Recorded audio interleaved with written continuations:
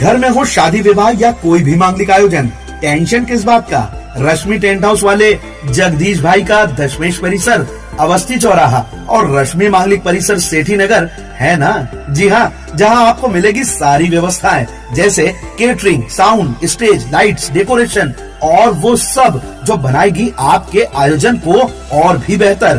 तो फिर देर किस बात की, शीघ्र ही बुक करें। संपर्क जितेश कपूर 9770434886, नितेश कपूर 9827537488। दोस्तों, ये जो मकान आप देख रहे हैं, ये वही मकान है जहाँ रात 8 बजे इसमें आग लगी थी। एक गैस सिलेंडर में जो है ब्लास्ट के बाद आग ने विकराल रूप ले लिया था और देखते ही देखते बताया जा रहा है इस मकान में करीब 35 से 40 गैस सिलेंडर जो है ब्लास्ट हुए। और ये जो आप देख रहे हैं, ये वही जगह है जो यहाँ से जो है गैस टंकी में भरी जाती है, जिसे रिपेसिंग बोलते हैं क्या। ये वही एक मकान है जो ये आप देख सकते हैं कि ये जो रूम है, यहाँ से जो गैस भरी जाती थी टंकी में। और ये आप देख रहे हैं ये टंकी किस तरीके से, टंकी आप देख सकते हैं कि ब्लास्ट के बाद टंकी के जो छितड़ गए। यहाँ करीब 100 से ज्यादा सिलेंडर रखे हुए बताए जा रहे थे, जिसमें से 40 से करीब सिलेंडर फटना बताया जा रहा है, लोगों का ऐसा कहना है। और ये आप देख सकते हैं कि पूरा मकान जो है ये वही मकान है। ये आप देख सकते हैं कि किस तरीके से पूरा मकान जो है जलकर खाक हो गया है। ये देख सकते हैं आप, ये वही मकान है। रात 8 बजे इसमें गैस टंकी में लीकेज होने से ब्लास्ट हो गया था, जिसमें करीब 40 से ज्यादा सिलेंडर फटना बताए जा रहे। और ये जो मकान, यहाँ से जो पूरा गैस सप्लाई होता था और यहाँ से जो टंकी भरी जाती थी। ये आप देख सकते कि सुबह होते ही लोग जो है बड़ी संख्या में पहुंचे थे। और आग जो है अभी भी यहाँ जलती हुई दिखाई दे रही होंगी आपको, धुआं जो है काफी निकलता हुआ नजर आ रहा है। ये सुबह तक के जो है आग जलती रही। ये जो जमीन आप देख रहे हैं, इसके नीचे काफी मवेशी की दबने की जानकारी हमें मिल रही है। सुबह होते ही लोगों की जो है काफी भीड़ जमा हो गई। फायर ब्रिगेड की टीम लगातार रात से ही जो है आग बुझाने का प्रयास कर रही है। और ये आप देख सकते हैं कि ये लोग किस तरीके से देखने आ रहे हैं। फायर ब्रिगेड की टीम भी जो है मौके पर है। बाजू में भी जो स्टील गोडाउन है, वहां भी आग लगना बताया जा रहा है। करीब दुकानदार का कहना है कि करीब 18 से 19 लाख रुपए का उसका नुकसान हुआ। और ये देख सकते हैं कि फायर ब्रिगेड की जो है टीम मौके पर आ चुकी है। जो आग जो है सुबह तक लगना बताई जा रही है। फायर ब्रिगेड की टीम लगातार एक के बाद एक गाड़ियां आती जा रही है। लोग काफी बड़ी संख्या में यहाँ पहुंच चुके। जैसे जैसे लोगों को सूचना मिली वैसे वैसे लोग यहाँ पहुंच रहे। ये आप देख सकते हैं किस तरीके से जो भीड़ आ चुकी है। पुलिसकर्मी भी जो है सुबह से ही, रात से ही जो अपनी ड्यूटी निभा रहे हैं। पुलिसकर्मियों द्वारा भी लगातार आग बुझाने का प्रयास किया जा रहा है। अभी भी आप देख सकते हैं कि आग यहाँ लगी बताई जा रही है। लोगों को जैसे जैसे सूचना यहाँ मिल रही है, लोग वैसे वैसे यहाँ देखने पहुंच रहे। और ये जो आप देख रहे हैं, ये वही मकान है जहाँ आटा चक्की चलाई जाती थी। आटा चक्की के आड़ में बताया जा रहा है कि गैस का एक अवैध गोडाउन यहाँ संचालित किया जा रहा था। राजेश बसंत पवार नाम बताया जा रहा है उसका। ये आप देख सकते हैं कि लोग जो किस तरीके से देखते हुए आपको नजर आ रहे हैं। और ये जो टंकी है, ये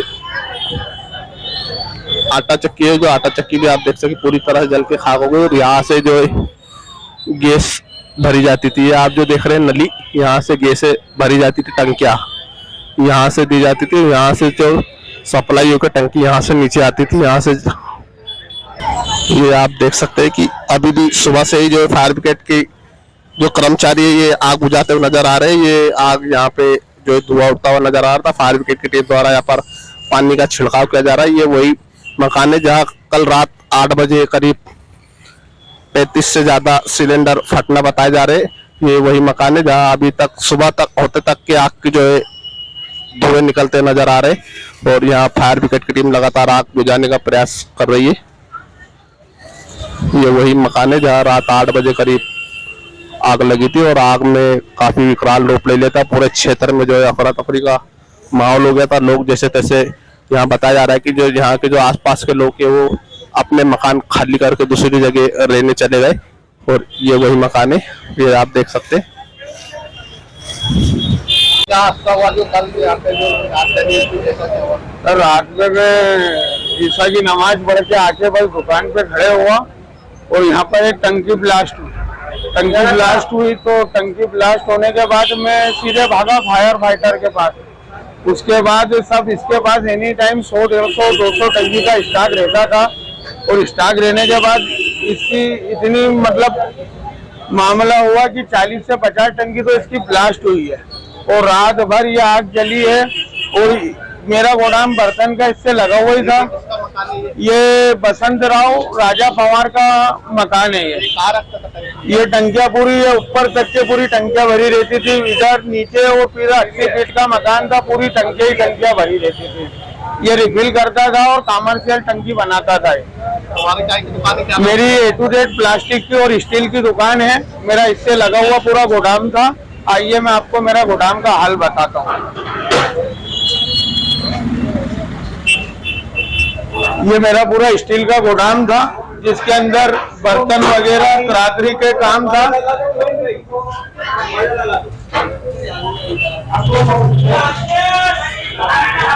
ये पूरा मेरा बर्तन का गोदाम था, बर्तन स्टील का गोदाम था। तो ये सब पूरा जल के खाक हो गया है जी।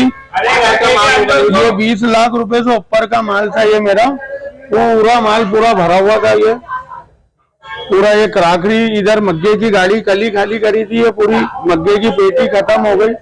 और ये पूरा मेरा स्टील का माल था, जर्मन का। और 490 पेटी तो कल मैंने उतारी थी, 400 मग्गे पे। और ये पीतल के बर्तन पूरे, ये पीतल का बर्तन का ये बचा हुआ, ये सब ये सब। और ये स्टील एल्यूमिनियम, ये पूरा स्टील एल्यूमिनियम का माल था। ये पूरा जर्मन ये स्टील का।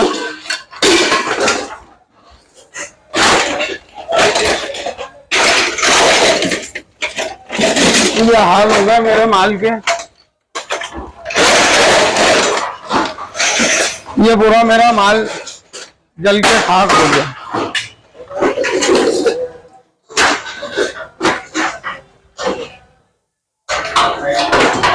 मेरा दुकान के ऊपर लोन भी है। अब मैं लोन कैसे भरूंगा और मैं अब मेरा व्यापार कैसे करूंगा, मेरे तो कुछ समझ के ही परे नहीं है साहब। कब से चल रहा है आपने? ये कई सालों से चल रहा है। शिकायत करने जाओ तो वो उल्टा अपने नाम की शिकायत की धमकी देता था। इस वजह से उसकी कोई शिकायत नहीं करता था। अभी 1.5-2 महीने पहले उसकी टंकी में आग लगी थी तो मैं शिकायत करने जा रहा था तो उल्टा मेरे नाम की शिकायत करने उसकी औरत को लेके चले गया हो। तो मैं वापस आया थाने से। उसके और भी तो परिवार के लोग क्या करते हैं? इसका परिवार में इसका एक भाई है संजय पवार, वो गाड़ी चलाता है कंट्रोल में जो अनाज बटता है उसकी। और इसकी बहन है एक रानी, वो आंगनवाड़ी में है, आंगनवाड़ी का काम करती है।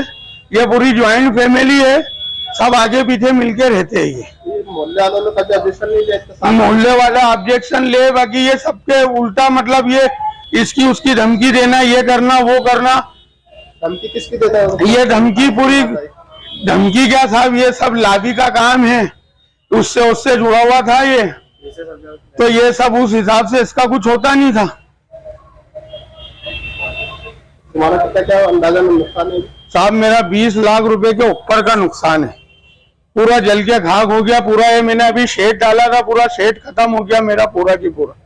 ये लिया किराए से था, बाकी ये पूरा शेड मैंने कंप्लीट करके काम चालू करा था यहाँ पर। क्या नाम है तुम्हारा? सर मेरा नाम मोइनुद्दीन पवार। जो आग लगी है क्या घटनाक्रम हुआ था कल? ये पूरा कैसा हुआ था? कल वो गैस की टंकी में से गैस बेचता है 1-1 किलो 2-2 किलो करके। कल भी वही काम कर रहा था तो ब्लास्ट हुआ तो उसका छोरा शटर समेत बाहर आया और हम दोनों दुकान बंद करके बाहर खड़े हुए थे। उतने में तो फिर सिलसिला चालू हो गया टंकियां फूटने का, एक के बाद एक 40-50 टंकियां फूटी है ये कल। ये कब से कर रहा था ये, क्या? ये तो वे सालों से चला आ रहा है। एनी टाइम इसके 100-200 टंकियां तो स्टॉक में रखी रहती थी। तो आप लोग द्वारा शिकायत नहीं की गई? शिकायत क्या करते हैं सर, क्यों नहीं करते? क्या वो शिकायत जाती है और कोई कचरे के डब्बे में चले जाती है, ये कोई किसी का कोई वो आश्वासन नहीं आता है। तो ये बता रहे कि कोई जुड़ा भी है किसी से, उससे अब ये पार्टियों से जुड़े हुए हैं कि इस वजह से किसी की हिम्मत भी नहीं होती है कि डराना धमकाना, ऐसा हो जाएगा वैसा हो जाएगा। तुम्हारी गाय की दुकान है, क्या नाम? मेरी प्लास्टिक की दुकान है सर। क्या नाम से? A to Z क्या? और तुम्हारा क्या नाम? मोहम्मद इरफान।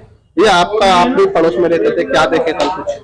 सर ये बहुत टाइम से चल रहा है। कभी सुबह 4 बजे टंकी का लॉट आता है, कभी रात को आता है, बहुत टाइम से होता है। और छोटी मोटी किसी को 1 किलो 2 किलो गैस चाहिए रहती तो भरा के लेके आते थे यहाँ से। और चक्की भी चलाते थे, चक्की के साथ ये सब काम। कल क्या हुआ? कल क्या हुआ? कल एकदम से धमाका हुआ, इनके घर के सब बाहर हुए। तो बाहर होने के बाद उठना चालू हुआ, तो हम लोग ने भी हमारा घर सब बंद करा और बाहर निकले। तो हमारे घर का थोड़ी नुकसान बहुत हो गया है। क्या नाम है तुम्हारा? आती वाली। क्या देखे आपने भी कल, क्या कुछ हुआ? मैं तो कल लेट आया। ये गोदाम मेरा ही है। ये गोदाम मैंने मेरे करीबी है यहाँ पर मोइन भाई है, शब्द भाई, जिनको मैंने किराए पे देके रखा हुआ है। कल मैं जब आया तो मैंने भी वीडियो के द्वारा ही कल देखा है कि गोदाम के अंदर बाजू में, मेरे गोदाम के बाजू में उनका घर लगा हुआ रहता है। तो एनी टाइम कभी भी, जैसा भैया ने बताया कि हमेशा 100-200 टंकियां रहती थी।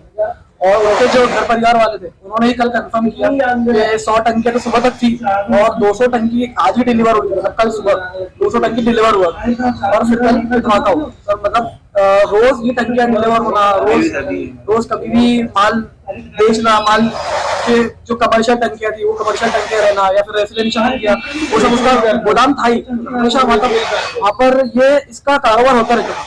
कल रात में कितनी क्या टंकी फटी होंगी, कितने होंगे? और उसका अंदाजा नहीं, पर लगभग 100 के ऊपर ही टंकियां फूटी है। टोटल कितनी टंकी रखी हुई घर में? उसका लगभग 200 के आसपास टंकियां रहती होगी। आप बाजू में रहते हैं, क्या हुआ? बाजू में मेरी दुकान है। मैं बाजू में रहता हूँ। मेरे चाचा के लड़की की शादी थी।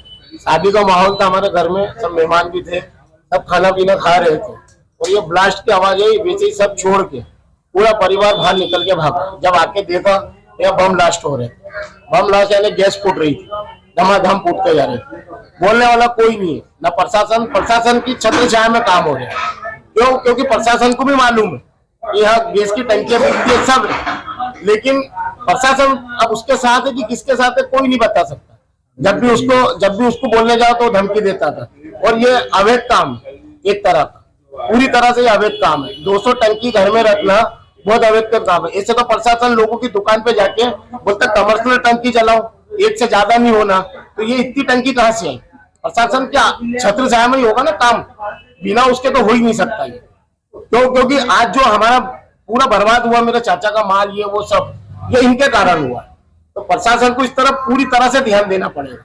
पता चला प्रशासन ने पुड़िया बांध दी, गोटा दिया और हो गया काम। ऐसा काम नहीं होना चाहिए। कैमरा उस तरफ करो। आइंदा कितना क्या नुकसान हुआ होगा? नुकसान तो समझ लो भाई साहब, लगभग ये मान ही नहीं सकते कि कितना ऊपर आकलन नहीं है। पूरा हमारा मोइन भाई का पूरा गोडाउन जल चुका है, उसका पूरा माल भरा हुआ था मोइन भाई का, और वो हमारे किराएदार थे। मेरे चाचा खुद मालिक है और उसके किराएदार थे मोइन भाई। वो मोइन भाई तो समझ लो पूरा बर्बाद होगा। लेकिन इस तरफ प्रशासन नहीं देखेगी। प्रशासन कहाँ देखती है? अब ये प्रशासन को उठाना चाहिए मुद्दा, और प्रशासन को अब निकलना चाहिए बाहर, अब जागरूक होना चाहिए कि ऐसे अवैध काम ना हो, आने वाले टाइम में ऐसे बम ब्लास्ट ना हो। कितनी क्या टंकी इसमें फटी होगी? होगा तो कोई गिनती नहीं है। यहाँ से बिल्कुल बेफिक्र उसका धंधा चलता था। ब्लास्ट में मैंने खुद ने मेरे सामने कम से कम 40 से 45 टंकियां तो फूटी है। अब कहने वाले बोलते कि 100 फूटी 150 फूटी है, उसके बाद भी टंकियां प्रशासन ने बाहर निकाली, कहाँ ले गए क्या हुआ कुछ नहीं मालूम। और अभी भी दबी है टंकियां। अभी भी अंदर साफ सफाई करोगे तो आपको टंकियां दिखेगी, और ऊपर रोड पे से भी टंकियां दिख रही है, लेकिन किसी का ध्यान नहीं जा रहा उस तरफ। तो आप लोगों ने शिकायत नहीं करे? कौन है? क्या शिकायत करने पे एक ही बात आती ना, मैं इससे जुड़ा हूँ, मैं उससे जुड़ा हूँ, तो मेरा कुछ नहीं कर सकता। क्या नाम है इसका? राजा भाई करके, जो खुलेआम गैस का धंधा करता है। इसकी शिकायत नहीं करते थे आप लोग? सच में करी भी है। मोइन भाई ने तो 2 बार करके आए, लेकिन उस तरफ किसी ने ध्यान ही नहीं दिया। ये आपका क्या नाम है? क्या देखे आपने? मेरा नाम यूसुफ शफीर हुसैन शफी है। बाजू में दीवार लगते ही मेरी दुकान है, राज जनरल स्टोर। मेरा स्टेशनरी का और कॉस्मेटिक का काम है। और टंकियां ब्लास्ट होने की वजह से दुकान में सारा सामान गिरा पड़ा है, पानी में पूरा गीला हो गया है। बहुत नुकसान हुआ है। कैसे क्या हुआ ये हादसा? हादसा ये रिफिलिंग के करने के टाइम पर हुआ ब्लास्ट। कौन करता था ये? उन्हीं के पूरी फैमिली वाले, क्या नाम है उनका? छोटे बड़े सब। राजा भाई करके नाम है उनका। उनका पूरा परिवार साथ में यही काम कर रहा था और आटा चक्की चला।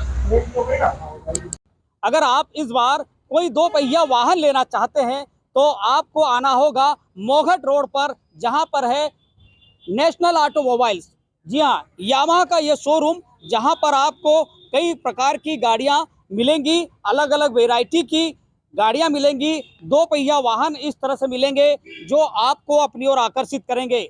अगर आप एक अच्छी गाड़ी पर राइड करना चाहते हैं, अच्छी गाड़ी पर सवारी करना चाहते हैं, तो आपको एक से बढ़कर एक मॉडल यामाहा के यहाँ पर मिल जाएंगे।